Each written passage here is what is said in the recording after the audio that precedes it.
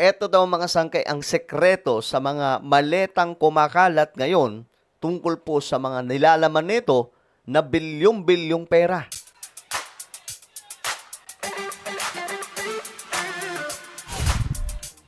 Alright guys, pag-usapan po natin ngayon mga sangkay itong sinasabing malalaking maleta, no? Na dinadala sa mga politiko para po mga sangkay paghati-hatian mula po sa bayan daw po ang pera na yan. Ngayon, mga sangkay, may nadiskubre daw. Di umano sa mga maleta na ito. At ito po yung pag-uusapan natin ngayon. Bago tayo magpatuloy sa mga hindi pa po dyan nakakapag-subscribe sa ating YouTube channel, makikita nyo po yung subscribe button sa baba ng video na to. I-click nyo lamang po yung subscribe, i-click ang bell, at i-click nyo po yung all.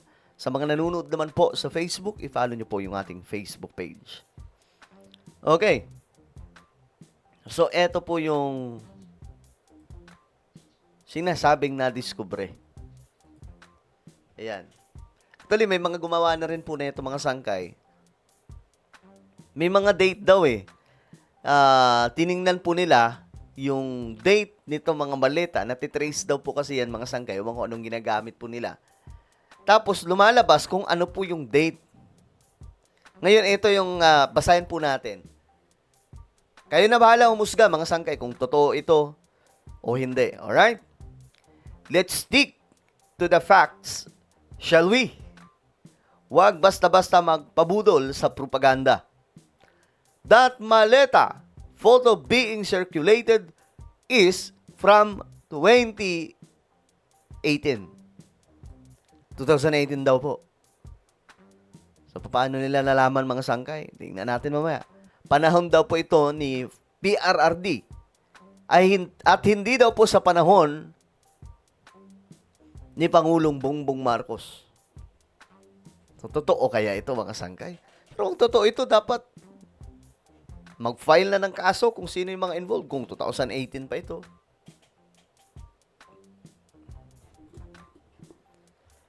Panahon pa ni PRRD daw. Ito, mamaya titingnan po natin mga sangkay. Kasi, alam niyo yung ingay nito ngayong tungkol sa maleta, matindi. May mga pinopost pa po na may video. Kaya nga lang, ang kinagandahan din po sa panahon natin ngayon, pwede mag-fact check. Tayo mismo. May mga tools na po ngayon na pwede nating magamit mga sangkay sa social media para pumatingnan yung larawan, yung mga video na kumakalat mga sangkay kung AI generated ba o di kaya kung ano ang date. Kasi nakikita na daw po yan ngayon mga sangkay. Kung ano yung date ng pinagmulan ng larawan. Sabi dito mga sangkay, if their supporters choose to be blinded by fake news, that's on them. Pero tayo, we know better. We don't fall for cheap propaganda. We are smarter than DDS cheap propaganda. Oy, mga DDS, papayag ba kayo dyan? O, kita nyo. Sabi po, dito, mas matatalino daw yung mga supporters ni PBBM kaysa sa inyo.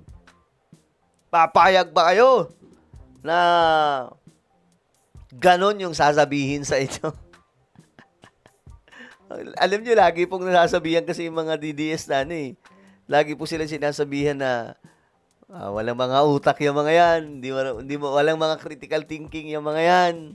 Diba? Lagi pong ganun yung sinasabi. Mga sangkay Which is may punto din sa ibang banda. Diba? Pero may mga matatalino namang DDS. May mga kakilala at may mga kaibigan po tayo mga DDS na matatalino mag-isip. Baga hindi nahuhulog sa mga kung ano-ano mga fake news na yan. Pero ayun na nga po, yung majority kasi madali pong maloko, mga sangkay, madaling mabola Pero, ayun na nga, it's up to you naman kung maniniwala kayo dito.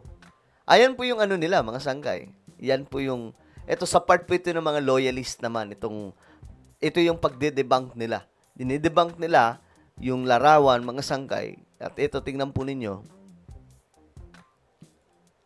Ayan, malinaw pala ito. Kala ko hindi malinaw. Ito yung kumpletong impormasyon, mga sangkay, at yung date nandito. Profile date time.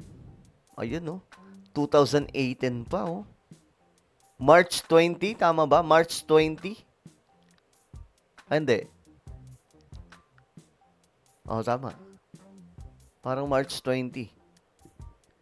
2018. Tapos yung oras, mga sangkay, parang 9. Tama ba? 9:14. Pambihira. Iyon, primary platform, Microsoft Corporation. Okay. Ito po yung kumpletong impormasyon.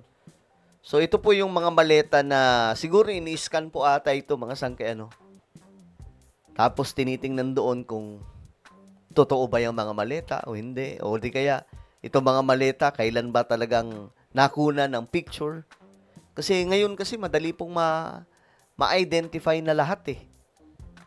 Doon madali lang po gumawa ng mga AI generated photos, 'di ba? Madali lang din po magpakalat ng fake news. Lalong-lalo na ngayon may social media, di tulad po noon, mga sangkay, 'di ba? Ang tools lamang para magpakalat ng impormasyon, mga radio station, di kaya dyaryo, o di kaya mga reporter sa telebisyon, sila lang. Ngayon kahit sino, kahit bata, matanda, mga sangkay, pwede nang maglabas ng information anytime at buong mundo ang makakakita. 'Di ba? Mga sangkay. So, pero kayo, mga sangkay, it's up to you na kung maniniwala kayo dito. Ayan daw po, 2018 pa. No? At ito yung pang-debunk nila dito sa mga kumakalat daw na mga maleta, kasi ang laman daw po nito ilang milyon yung laman nito, at pang pagsasama-samahin ilang bilyon yung nakulimbat di umano na pera. Sabi nila. Sabi dito, ilan na ba ang nagdaan na presidente? Noon pa man may korupsyon na limited nga lang. Pero panahon ng pandemic, garapalan na ang korupsyon noon. How sad lang kasi nagbibingihan at nagbubulag-bulagan ng mga pinuno noon. Ito sabi po ni Heda Edlaw. Sabi naman ni Taurus, maaaring sa kanila naman talaga yan para ibato sa kalaban. Sabi ni Taurus. Sabi naman ni JC, BBM admin most corrupt. Sabi naman ni Mars, sabi mo Sabi ni Booking. Okay, sabi naman ng isa dito ni Jane, maglolokohan tayo. Well, kayo guys, anong inyong opinion tungkol dito? Comment down below. Mayroon po tayong YouTube channel. Ito po ay Sangkay Revelation. Hanapin nyo po ito sa YouTube. And then, kapag nakita nyo na, i-click nyo po yung subscribe, i-click ang bell, at i-click nyo po yung all. So, ako na po ay magpapaalam. Mag-iingat pong lahat. God bless everyone.